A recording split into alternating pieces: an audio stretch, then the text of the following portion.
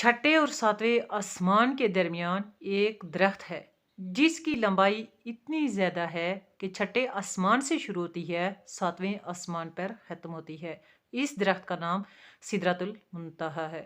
سدرۃ المنتہا کے بارے میں آج آپ کو حقیقت بتاؤں گی کہ اس کی کیا حقیقت ہے۔ اعوذ باللہ من الشیطان الرجیم، بسم اللہ الرحمن الرحیم، رب اغفر وارحم وانت خیر الراحمین۔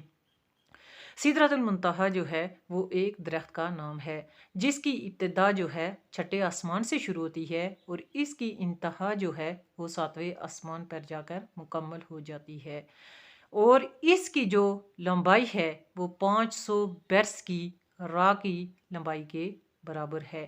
جتنا کہ کسی جگہ کی ہم راہ لیں، چلنا شروع کر دیں تو 500 برس لگ جائیں گے، اتنی ہی اس درخت سدرۃ المنتہا کی لمبائی ہے۔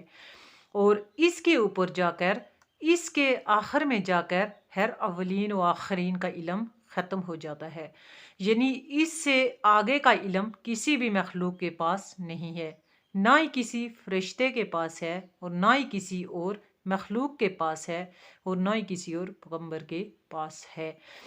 حضرت جبرائیل علیہ السلام جو ہیں ان کا مقام بھی یہی ہے، وہ بھی اس جگہ سے آگے نہیں جا سکتے، نہیں پہنچ سکتے، اور اس سے آگے کا علم ان کے پاس بھی نہیں ہے۔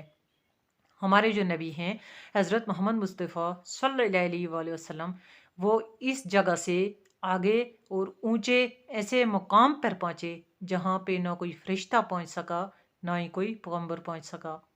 وہاں پہ صرف ہمارے نبی حضرت محمد مصطفیٰ صلی اللہ علیہ وآلہ وسلم پہنچے ہیں۔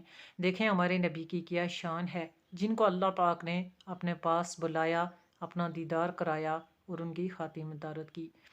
اس طرح کی اسلامی پیاری معلومات کو سننے کے لیے میرے اس چینل کو سبسکرائب کر لیں، تاکہ میری آنے والی جتنی بھی اسلامی پیاری معلومات ہوتی ہیں وہ آپ تک پہنچتی رہیں۔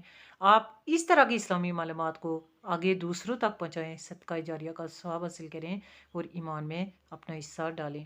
السلام علیکم ورحمۃ اللہ وبرکاتہ و مغفراتہ۔